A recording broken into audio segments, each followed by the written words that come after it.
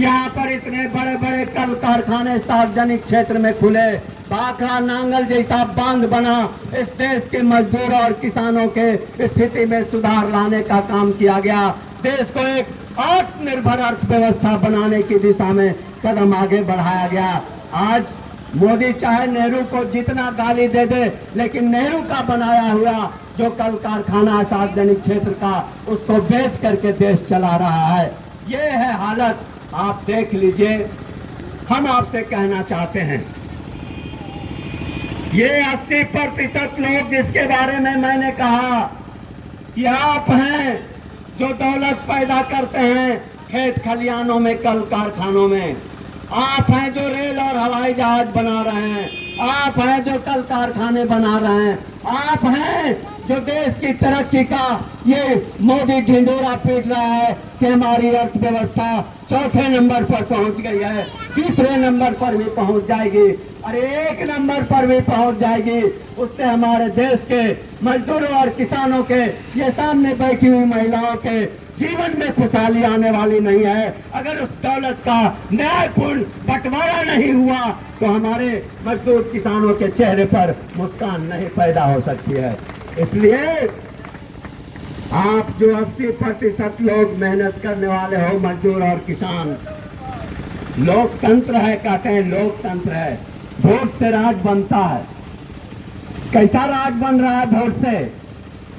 आजादी के बाद से इतने दिनों से राज बन रहा है। और हमारे जात के नेता, आप याद कीजिए, बिहार के अंदर कौन ऐसी जाति है जिसका मुख्यमंत्री बिहार में नहीं हुआ? कौन जाति है बताइए जिसका मुख्यमंत्री नहीं हुआ बिहार में? हर जाति का मुख्यमंत्री, यहाँ तक कि जितन मांझी जी बेचारे ये भी मुख्यमंत्री हो गए हैं। अब गाना गा रहे हैं, उसी नाम पर मंत्री हो गए केंद्र में। वोट आपका और राज इनका चल रहा है। वोट मजदूर किसानों का है और राज किनका चल रहा है? राज अंबानी का चल रहा है, अडानी का चल रहा है। आपका कुछ नहीं चल रहा है।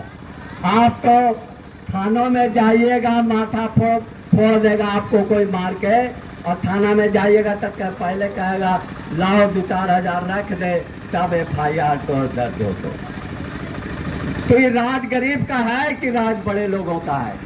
और मुख्यमंत्री सब जात का हुआ, कौन जाति है जिसका मुख्यमंत्री हुआ और उस जात का कल्याण हो गया? अगर अपन जातियों के कल्याण कर देता तब भी लगता कि हाँ भाई कुछ किया। तो अपन जातियों के तो कल्याण नहीं किया, उसको भी तो बन बेहड़ बना करके छोड़ दिया, चाहे जे बना से ही।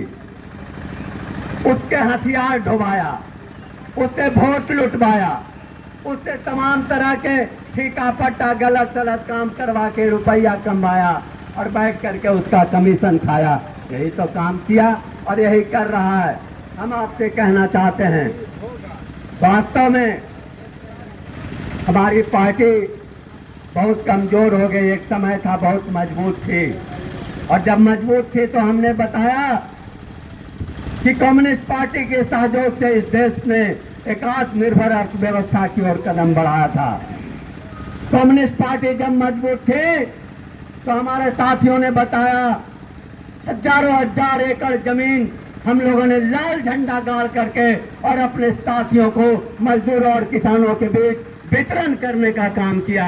चाहे वो औरंगाबाद हो, गया में बोधगया मांस का 10,000 एकड़ जमीन हमारे चुरामन मालाकार अपनी शहादत दे करके उस 10,000 एकड़ जमीन का बंटवारा लाल झंडा गाड़ करके मजदूरों और किसानों के बीच किया।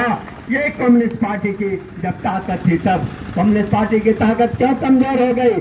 कम्युनिस्ट पार्टी की ताकत इसलिए कमजोर हो गई, ये जो अडानी और अंबानी का राज चल रहा है, ये जानता है जिस दिन कम्युनिस्ट पार्टी की ताकत मजबूत हुई, हमारा राज अडानी और अंबानी का लूट का और झूठ का राज इस देश के अंदर नहीं चल सकता है। और इसीलिए वह कम्युनिस्ट पार्टी को कमजोर करने का सारा षड्यंत्र कर रहा है, सारा षड्यंत्र कर रहा है, आपको दिग्भ्रमित करने का काम कर रहा है, आपको मंदिर मस्जिद के नाम पर लड़ाने का काम कर रहा है। जैसे अंग्रेजों ने वोट डालो राज करो की नीति अपनाई, आज हमारे देश के अंदर देश की आजादी